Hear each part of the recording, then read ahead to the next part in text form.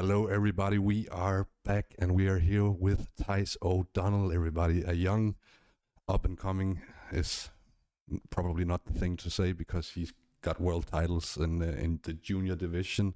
Is that three world titles you've got at this point? Yeah, three world titles, two in Muay Thai, and then one at a promotion called Budo Combat League, which is a karate combat style. Okay. Can you tell everybody what's the difference between the two? So Muay Thai is like Thai boxing, so everything stand up. And in Budo Combat League, you fight with small MMA gloves. Okay. And there's in Budo Combat League 5 seconds of ground and pound. So stand up is okay, then 5 seconds of ground and pound on the ground. Okay. You get stood back up. Okay, I see. Yeah. I watched some of your fights today before the interview. I obviously do that, and I must say I'm impressed. I mean, you're 18 years old, and you look so confident, and you look so hungry for it as well, and you look so rounded in everything, basically. So I gotta say that's impressive at your age. What's your vision for this? Well, I like to chase the opportunities I get. So it's not like I have a complete mission. I'm going to be one championship fight. I'm going to be a karate combat fighter. I'm going to chase the opportunities that come. And right now it's the karate combat style. And here my next fight at Total Combat, which is somewhat same rule set. So there's just the opportunities that come to me. I take them. Yeah. Okay. You trained in Thailand as well, right? Yeah, I've trained 2 times in Thailand, where the first period was 1 month, and then the second period was 1.5 months. Okay. When did you get into this, and how did you get into combat sports to start with?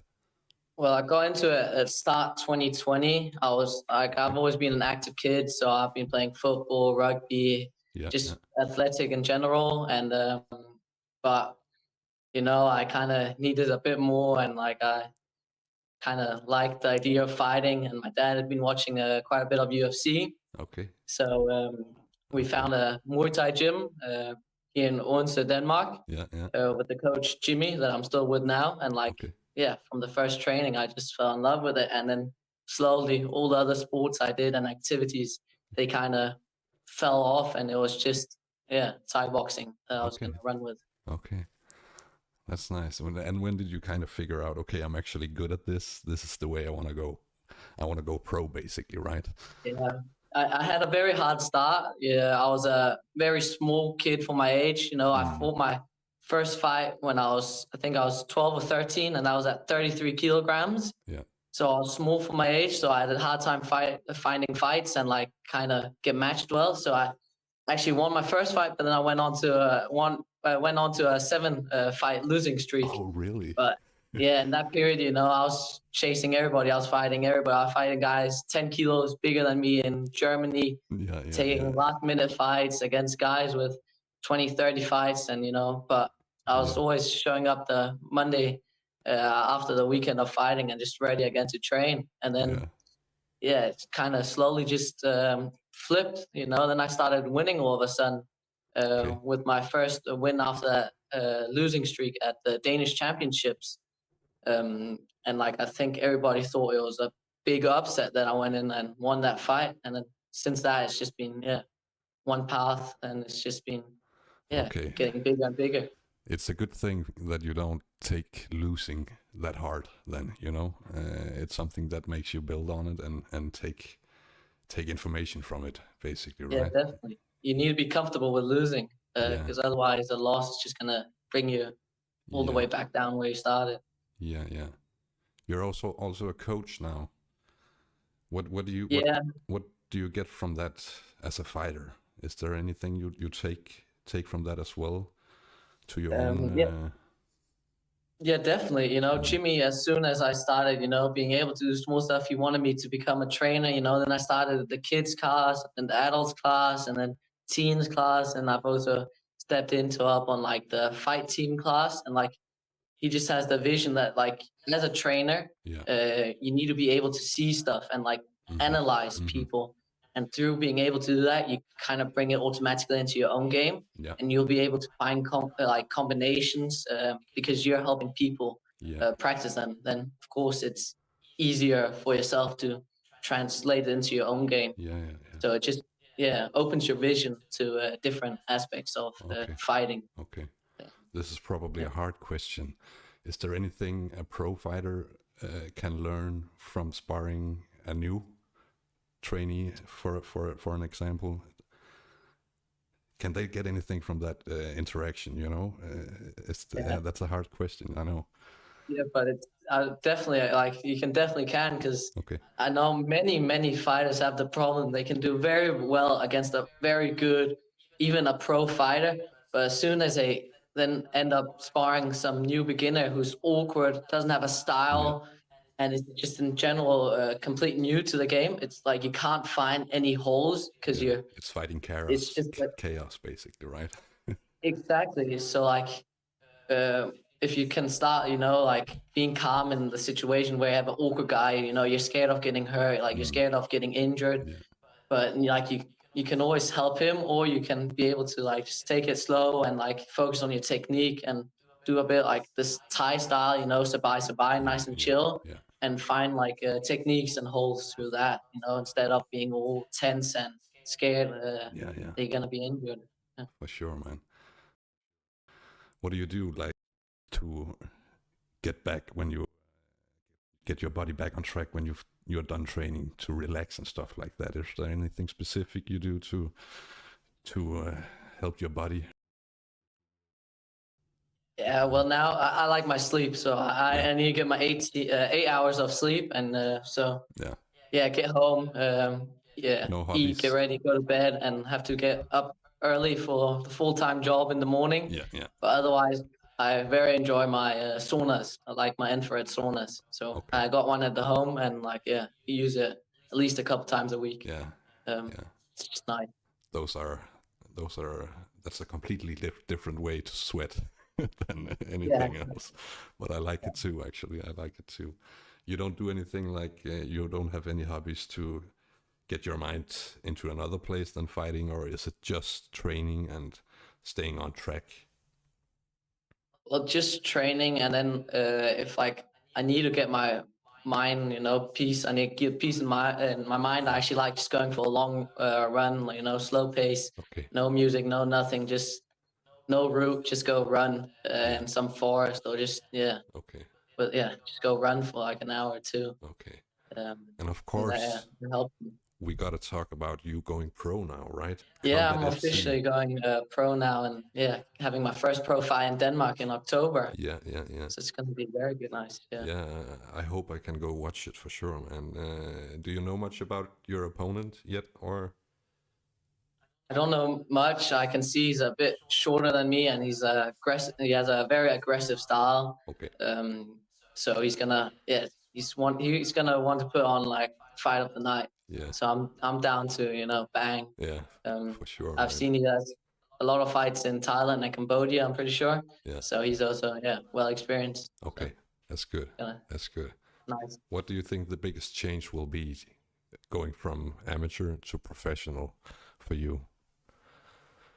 Yeah, I'm very excited to be able to fight without the elbow guards, because I enjoy my elbows. And here in the karate style that I've been fighting, you're not allowed to do any elbows or knees in the promotions I've been fighting. So I've been missing that. So being able to go into a professional Muay Thai fight, it's just gonna be so nice to get back to the original sport, and just no protection, no anything, just straight out wall. So hopefully we can get some blood in that fight. I think you guys will, for sure. I'm excited to see it. I mean, you're such a good prospect to become something great in this sport. I really believe that, actually, after seeing your fights. Is there any way you could describe yourself to people who doesn't know you out there in the world? Well, I go by the name of Muay Thai, and I really don't give two shits. I come into fight, I come into bang, and that's my whole style. I like to have fun with it, and I like to go out into wars, and basically nothing else. That's perfect. That's what I aim for. That's perfect, man. That's perfect. Growing up in Odense, Denmark, what did your family and friends kind of mean to you doing what you're doing? Do they support you a lot? Yeah, my father is the one who's been like very supportive, and I'm thankful for, you know, all what, like anything, like all he's done, you know, being able to support me. He drives me down to events in Germany when I started off, you know. Okay. Financially also helping, you know. Of course my mother, you know, as a mother should be, is not the biggest of fan, and especially my grandparents there, you know, it's not I something could imagine, that they like. Yeah. Also, my first professional fight in Thailand, you know, my mom didn't really know much. I was down there with my dad, and we just said yes to the fight, and I'm pretty sure she was a bit unsure. Like, she didn't even know I was fighting until, I was fighting. Yeah. Okay. Okay. Well, She's comfortable with it now.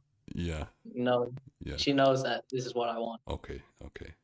Oh, that's good. It sounds like you have a supportive family for sure, man. I have a good family. Yeah. That's very important. So, yeah. Is there anybody that inspired you in the game? Not exactly in Thai boxing, but just in general, that you kind of looked up to and draw information from?